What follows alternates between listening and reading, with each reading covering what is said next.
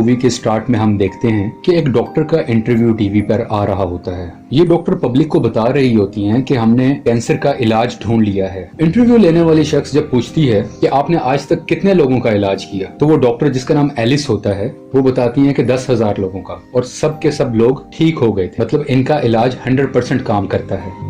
और ये इंटरव्यू खत्म हो जाता है और मूवी की कहानी 3 साल बाद की दिखाई जाती है। यहाँ पर अमेरिका के शहर मैनहट्टन को दिखाया जाता है, जो मुकम्मल तरीके से वीरान हो जाता है। यहाँ पर बहुत सी गाड़ियां लगी होती हैं, लेकिन कोई भी शख्स नहीं होता। तमाम बिल्डिंग्स खाली होती हैं, कोई इंसान यहाँ पर नजर नहीं आ रहा होता। और उसी वक्त हम देखते हैं कि लाल कलर की कार बहुत स्पीड से आ रही होती है, और इस गाड़ी के अंदर इस फिल्म के मेन हीरो विल स्मिथ होते हैं, और विल स्मिथ का डॉग भी इसी गाड़ी के अंदर मौजूद होता है। हम ये देखते हैं कि ये तेज गाड़ी चलाते हुए हिरन का शिकार कर रहे होते हैं। हिरन तेजी से भाग रही होती है और वो स्पीड में इसके पीछे जा रहे होते हैं। काफी स्ट्रगल के बाद जब ये हिरन का शिकार करने लगते हैं तो उसी वक्त एक शेरनी आ जाती है और वो इस हिरन को झपट कर उसका शिकार कर लेती है। अब विल स्मिथ चाहते तो अपनी गन से शेरनी को मारकर ये शिकार हासिल कर सकते थे, लेकिन वो इस चीज को इग्नोर कर देते हैं क्योंकि शाम हो जाती है और विल स्मिथ की घड़ी का भी अलार्म बज जाता है। इस अलार्म का मकसद होता है कि उनको अब घर वापस लौटना है, और कोई भी चीज हो उसको इग्नोर करना है और लाजमी अपने घर में वापस पहुंचना है। विल स्मिथ को घर इसलिए जाना होता है क्योंकि इस शहर में कोई और इंसान तो नहीं मौजूद, लेकिन बहुत से म्यूटेंट्स मौजूद होते हैं। इस फिल्म में म्यूटेंट्स को डार्क सीकर्स का नाम दिया गया है। ये डार्क सीकर्स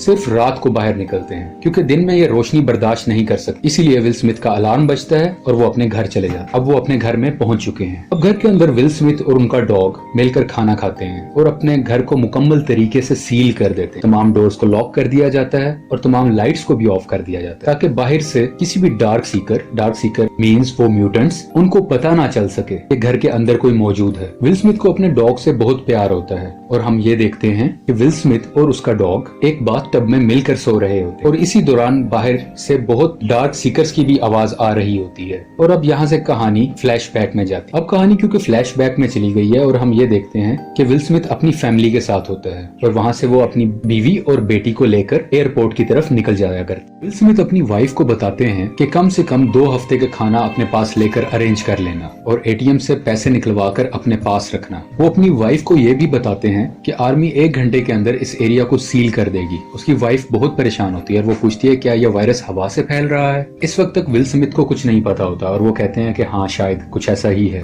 और इसके बाद ये एयरपोर्ट पहुंच जाते हैं। एयरपोर्ट पर आकर ये देखते हैं कि यहाँ बहुत से लोग मौजूद हैं क्योंकि सब लोगों को अपनी जान बचानी है और सब लोगों को इस शहर से बाहर किसी महफूज मकाम पर जाना है। लेकिन एयरपोर्ट की सिक्योरिटी सिर्फ उन लोगों को इजाजत देती है जो इन्फेक्टेड नहीं है, ताकि ये बीमारी दूसरे शहरों में ना जाए। यहाँ पर हम देखते हैं कि एक खास किस्म की मशीन सिक्योरिटी एहलकार इस्तेमाल कर रहे होते हैं जो ये बता देती है कि ये इंसान इन्फेक्टेड है या नहीं है। इस मशीन से विल स्मिथ का बच्चा तो क्लियर हो जाता है, लेकिन जब उसकी वाइफ इस मशीन से गुजरती है तो पता चलता है कि विल स्मिथ की वाइफ बुरी तरह से इन्फेक्टेड है, जिसकी वजह से सिक्योरिटी विल स्मिथ की वाइफ को जाने से रोक देती है। अब विल स्मिथ क्योंकि सीनियर ऑफिसर है तो उसको गुस्सा आता है। वो कहता है ये मेरी वाइफ है, इसको जाने दो और मेरे ऑर्डर पर मेरी वाइफ को दोबारा चेक करो। और जब सिक्योरिटी उसकी वाइफ को दोबारा चेक करती है तो मशीन उसको क्लियर बताती है, यानी कि अब मशीन ये बताती है कि वाइफ को कोई वायरस नहीं है और वो दूसरे शहर जा सकती है। विल स्मिथ क्योंकि एक सीनियर ऑफिसर है तो इसकी फैमिली के लिए एक हेलीकॉप्टर का अरेंज किया जाता है। ये हेलीकॉप्टर जैसे ही टेक ऑफ करता है, यानी कि उड़ जाता है, तो सामने से एक और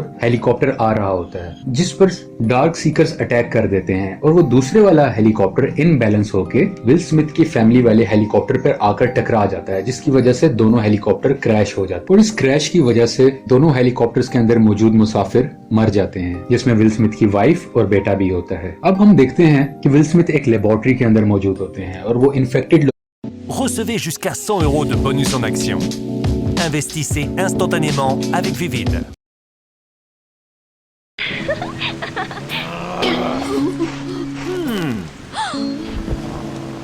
और वो इन्फेक्टेड लोगों को ठीक करने के लिए मेडिसिन बना रहे हो, डिफरेंट एक्सपेरिमेंट्स कर रहे हो। इसी लैब में बहुत से इन्फेक्टेड चूहे भी होते हैं ताकि इन चूहों पर एक्सपेरिमेंट किया जा सके और ये टेस्ट किया जा सके कि विल स्मिथ जो दवाई बना रहे हैं क्या वो काम करती है या नहीं। ड्यूरिंग एक्सपेरिमेंट ये भी चेक करते हैं कि उन चूहों को जिनको इन्होंने लास्ट टाइम यही दवाई दी थी, ये चेक कर रहे होते हैं क्या कोई फर्क पड़ा है या नहीं। लेकिन एक्सपेरिमेंट के दौरान पता चलता है कि चूहों की हालत अभी भी वैसे ही खराब है, वो बहुत एग्रेसिव है और अभी तक ये दवाई इन पर असर नहीं कर रही है। और इसी परेशानी के अमल में विल स्मिथ की नजर एक चूहे पर जाती है जो बिल्कुल सुकून से बैठा होता है। वो बाकी चूहों की तरह एग्रेसिव नहीं होता। विल स्मिथ को लग रहा होता है कि जो मेडिसिन मैंने इस चूहे को दी है वो कामयाब हो रही है, क्योंकि ये कोई रिएक्शन नहीं कर रहा। और उसको लगता है कि शायद यही सही वक्त है कि अब इंसानों पर भी इस मेडिसिन का टेस्ट किया जाए, ताकि जितने भी लोग हैं उनको इन्फेक्शन से बचाया जा सके। वो जो डार्क सीकर्स बन चुके हैं उनको दोबारा से इंसान बनाया जा सके। कहानी अब अपने मौजूदा वक्त में आ जाती है। उस वक्त की मैं बात कर रहा हूँ जब वो सिर्फ अकेला है पूरे मैनहट्टन में। विल स्मिथ बाकायदगी से एक काम डेली बेसिस पर करता है। वो रोज दिन में बाहर जाता है और FM रेडियो के थ्रू सिग्नल्स भेजता है कि अगर कोई इंसान उसे सुन रहा है तो आपको किसी भी किस्म की मदद चाहिए हो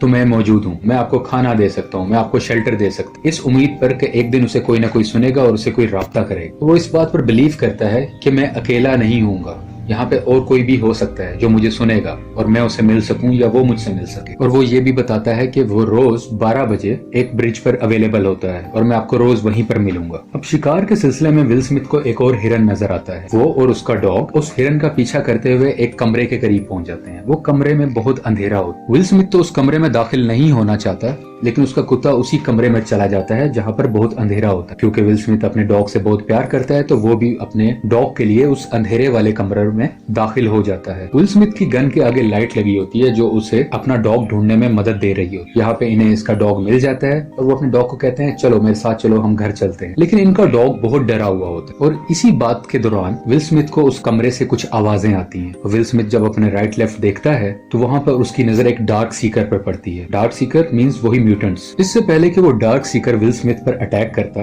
विल स्मिथ उसको गोलियां मारकर छल्ली कर देता है और फौरन अपने डॉग को लेकर भागने लगता है। इसी शोर को सुनते हुए बाकी डार्क सीकर्स भी बाहर आ जाते हैं और विल स्मिथ के पीछे भागने लगते। विल स्मिथ भाग रहा है, अपनी जान बचा रहा। एक डार्क सीकर विल स्मिथ के बहुत करीब आ जाता है और वो उसके ऊपर अटैक करने ही लगता है कि विल स्मिथ खिड़की से छलांग लगा दे। अब क्योंकि खिड़की टूट चुकी है और वो बाहर रोशनी में आ चुका है, लेकिन वो डार्क सीकर जो उसके साथ रोशनी में बाहर आया था रोशनी में आते ही मर जाता है। क्योंकि हमने शुरू में बताया था डार्क सीकर जो है वो लाइट को एब्जॉर्ब नहीं कर सकते, वो लाइट में सामने नहीं आ सकते क्योंकि लाइट पड़ते ही वो मर जाया करते। अब विल स्मिथ को एक खुशी की बात पता चलती है। उसे ये पता चल जाता है कि इस कमरे में डार्क सीकर्स मौजूद हैं, तो क्यों ना इनमें से किसी एक को पकड़ लें और मैं अपनी लेबोरेटरी में ले जाऊं और जो मैं मेडिसिन बना रहा हूं वो मैं इन डार्क सीकर्स पर टेस्ट, ताकि मैं जल्द से जल्द कोई प्रॉपर दवाई बना सकूं और इन सबको ठीक कर सकूं। अब डार्क सीकर्स को पकड़ने के लिए विल स्मिथ एक ऐसा जाल बनाते हैं जिसमें वो फंस जाए। एक फंदा सा बनाया जाता है और इसी दौरान वो अपने डॉग को कहते हैं कि तुम गाड़ी में बैठ जाओ क्योंकि तुम्हें इन्फेक्शन हो सकता है। यहाँ पे विल स्मिथ अपनी बात इसलिए नहीं करते क्योंकि वो डेली बेसिस पे डिफरेंट डोजेस ले रहे होते हैं, मेडिसिन ले रहे हो ताकि वो इन्फेक्शन से बच सके। थोड़ी देर में इन्हें पता चलता है कि वो जो जाल बिछाया गया था उसमें एक डार्क सीकर फंस चुका है। अब वो डार्क सीकर विल स्मिथ के कब्जे में आ चुका है। लेकिन उसी दौरान हम देखते हैं कि वो रूम जो अंधेरे वाला रूम था वहां से एक म्यूटेंट खिड़की पर आता है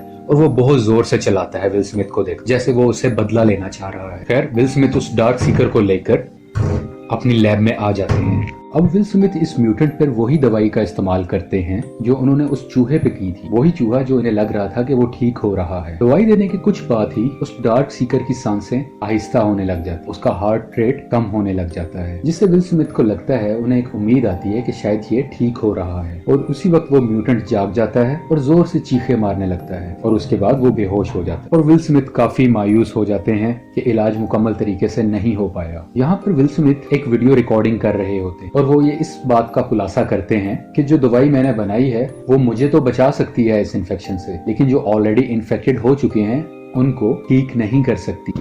और मैं बार बार इसी चीज की कोशिश कर रहा हूँ ताकि उन डार्क सीकर्स को ठीक किया जा सके। और वो ये एक और बात भी ऐड करते हैं कि आज जब मैं उस डार्क सीकर को पकड़ रहा था तो एक डार्क सीकर मुझे घूर कर देखने लगा था और वो घूरते हुए रोशनी में भी आ चुका था और रोशनी का असर उस पर कुछ नहीं हो रहा था। Audible Original présente Mission Jean-Loup. Départ imminent. En exclusivité sur l'appli Audible ou audible.fr. शायद ये इस वजह से हो रहा है क्योंकि उनको भूख लग रही है और वो अपने लाइफस्टाइल को चेंज कर रहे हैं। आहिस्ता आहिस्ता वो खुद को धूप में आने का आदी बना रहे हैं। ये सब कुछ ये वीडियो कॉन्फ्रेंस में रिकॉर्ड कर रहा होता है। वीडियो रिकॉर्डिंग में अमेरिका के शहर मैनहट्टन में रहते हुए विल स्मिथ को 1000 से ज्यादा दिन हुए हैं।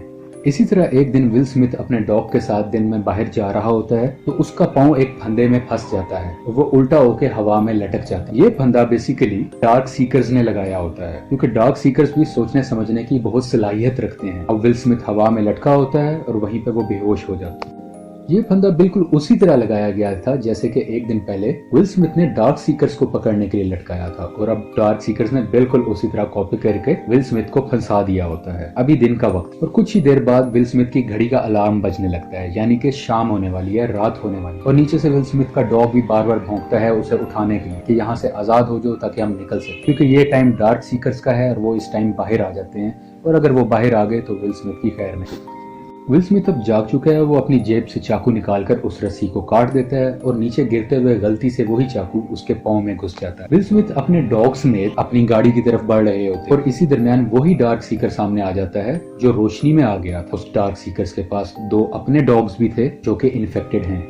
वो डार्क सीकर अपने कुत्तों को विल स्मिथ और उसके डॉग पर अटैक के लिए छोड़ देते। विल स्मिथ उन दोनों कुत्तों को मार तो देता है, लेकिन गलती से वही कुत्ता विल स्मिथ के डॉग को भी काट लेता है। विल स्मिथ परेशानी की हालत में अपने डॉग को अपने घर लेके आता है। अपनी लैब में उसे तरह तरह की दवाइयां देता है कि शायद मेरा डॉग ठीक हो जाए, लेकिन उस पर कोई असर नहीं होता और विल स्मिथ रोते हुए अपने डॉग का गला दबाकर उसे मार देता है, क्योंकि अब इसका डॉग मर चुका है तो वो फिर से अकेला हो चुका है, क्योंकि इस शहर में इसके अलावा और कोई भी इसके साथ नहीं था। और ये सीन बहुत सैड था इसके लिए। विल स्मिथ बहुत परेशान है और गुस्से में है, और इसी गुस्से की हालत में वो दिन में बाहर नहीं निकलता बल्कि अब रात को बाहर जाता है कि मैं तमाम म्यूटेंट्स को मार दूं, तमाम डार्क सीकर्स को कुचल दूं। वो अपनी एक तेज रफ्तार गाड़ी में जा रहा होता है और रास्ते में जितने भी डार्क सीकर्स आते हैं उनको कुचलता हुआ आगे बढ़ता रहता है, लेकिन एक वक्त पर आकर वो फंस जाता है, उसकी गाड़ी रुक जाती है और उसका एक छोटा सा एक्सीडेंट होता है। अब विल स्मिथ जख्मी है और जख्मी हालत में वही डार्क सीकर जिसने विल स्मिथ पर डॉग्स छोड़े थे, या वही डार्क सीकर जो धूप में आ गया था, वो विल स्मिथ के पास आता है उसको मारने के लिए। बेसिकली ये डार्क सीकर इन तमाम डार्क सीकर्स का बॉस है। इससे पहले कि वो डार्क सीकर विल स्मिथ को नुकसान पहुंचाता, एक बहुत तेज रोशनी यहाँ पर आती है, जिसकी वजह से तमाम डार्क सीकर्स भाग जाते हैं और अंधेरे में छुप जाते हैं, क्योंकि विल स्मिथ का एक्सीडेंट हुआ होता है और ये काफी सेंसलेस हालत में होता है। और इसी दरमियान इसे आवाज आती है कि आप कहाँ रहते हैं, मुझे अपनी लोकेशन बताएं। विल स्मिथ थोड़ा बेहोशी की हालत में मुश्किल से अपना एड्रेस बता। अगले सीन में विल स्मिथ जब सो के उठता है तो वहाँ पे टीवी चल रहा हो। जब वो गनूदगी से उठता है तो देखता है कि उसके कमरे में एक औरत और उसका एक बेटा मौजूद हो। वो पहले तो देख के हैरान होता है लेकिन खुश भी होता है। वो औरत बताती है कि हमने आपका FM रेडियो पे मैसेज सुना और आपकी लोकेशन जानकर हम आपके पास आए हैं। वो औरत ये भी बताती है कि आपने जिस पुल पर मिलने का कहा था, हम पूरा दिन उस जगह पर इंतजार करते रहे, लेकिन आप वहाँ पे आज आए नहीं, और हमने रात को देखा कि आप म्यूटेंट्स के दरमियान फंसे हुए हैं, तो वहाँ पर हम आपको आगे बचा। वो औरत विल स्मिथ को ये भी बताती है कि हमारे साथ जितने साथी थे उन सबको डार्क सीकर्स ने खत्म कर दिया है और अब हम दोनों एक ऐसी जगह पर जाना चाह रहे हैं जहाँ और भी इंसान जिंदा। वो एक सेफ लोकेशन है जहाँ पर There's no need to shop around because they always have great rates. So I know more money makes it home. वहाँ पर कोई वायरस नहीं और वहाँ पर सिक्योरिटी भी बहुत अच्छी है। विल स्मिथ कहता है तुम इन गलतफहमियों से निकल आओ, ऐसी कोई जगह नहीं है, लेकिन वो औरत कहती है ऐसी जगह है। अब विल स्मिथ अपनी डेली रूटीन के मुताबिक घर को लॉक कर रहा होता है। इसके घर में इस वक्त एना और उसका बेटा भी मौजूद होता है। विल स्मिथ लॉक कर रहा होता है तो उसे बाहर से बहुत से डार्क सीकर्स की आवाज आती है जो उसके घर के बहुत करीब है। विल स्मिथ को शक होता है और वो उस औरत से पूछता है कि तुम रात को मुझे किस टाइम लेके आई थी घर। वो उसे बताती है कि बस सुबह होने ही वाली थी। विल स्मिथ कहता है कि जब तुम मुझे ला रही थी इन्होंने यकीनन देख लिया होगा और अब वो हमें खत्म करने की उन्होंने हमें ढूंढ ली। विल स्मिथ इस चीज के लिए पहले से रेडी था और इसलिए उसने अपने घर के बाहर डिफरेंट माइंस बिछाई हो ताकि कोई इसके घर के करीब आए तो वो ब्लास्ट हो जाएं और इसके घर तक कोई ना पहुंचे। और इसी दौरान काफी म्यूटेंट्स का पांव उस पर आता है और वो म्यूटेंट्स या डार्क सीकर्स मरने लगते हैं, लेकिन ये तादाद में बहुत ज्यादा हैं। और कुछ ही देर में डार्क सीकर्स इसके घर के अंदर घुस जाते हैं जिनको विल स्मिथ अपनी गन से मार देता है। विल स्मिथ और उस औरत को लगता है कि हमने तमाम म्यूटेंट्स को मार दिया है और अब घर में कोई दूसरा म्यूटेंट या डार्क सीकर मौजूद नहीं। ये उसी डार्क सीकर के पास आते हैं जो उनकी लैब में मौजूद है जिस पर ये लोग टेस्ट कर रहे होते हैं। ये इधर आकर देखते हैं कि वो डार्क सीकर अब तो रहा, यानी कि वो काफी हद तक इंसान बन चुका है और जितना भी इन्फेक्शन था उसे वो काफी हद तक कम हो रहा है। इन्हें लगता है कि हमारा इलाज कामयाब हो रहा है और उसी दौरान इसकी लैब में बहुत से मजीद डार्क सीकर्स आ जाते हैं। अब इसकी लैब बहुत बड़ी है और दरमियान में एक बुलेट प्रूफ शीशा भी मौजूद। विल स्मिथ इस शीशे को बंद कर लेता है। ये शीशा बहुत मजबूत है, ये बड़ी सी बड़ी बुलेट को भी रोक सकता है। इसका मतलब है ये डार्क सीकर्स भी आसानी से उस पोर्शन में दाखिल नहीं हो सकते जहाँ पे विल स्मिथ मौजूद है। ये तमाम डार्क सीकर्स उस शीशे को तोड़ने की कोशिश करते हैं लेकिन अभी तक कामयाब नहीं होते, जबकि दूसरी तरफ विल स्मिथ चीख चीख कर कह रहा होता है ये देखो ये भी तुम्हारी तरह एक डार्क सीकर है, ये ठीक हो रहा है और मैं तुम सबको भी ठीक कर सकता हूँ। और इसी डिस्कशन के दरमियान इन डार्क सीकर्स का जो बॉस है वो सामने आ जाता है और वो बहुत गुस्से में होता है और वो अपने सर से टक्कर मारने लग जाता है उस शीशे और हम देखते हैं कि उस शीशे में डिफरेंट क्रैक्स आने लग जाते, आहिस्ता आहिस्ता वो शीशा टूटने लग जाता। इससे पहले कि शीशा टूटता, विल स्मिथ उस डार्क सीकर का ब्लड सैंपल ले लेता है जिसपे वो ऑपरेट कर रहा होता है, क्योंकि अब उसको लगता है ये क्योर मैंने ढूंढ लिया है। तो वो उसका ब्लड सैंपल ले लेता है और उस औरत को एक सेफ चैम्बर में बिठा दे और उसको वो ब्लड सैंपल भी दे देता है और वो कहता है कि जब तुम उस बस्ती में पहुंचो तो ये सैंपल उनको दे देना, क्योंकि यही इस बीमारी का क्योर है। वो औरत विल स्मिथ को कहती है कि तुम भी मेरे साथ आ जाओ,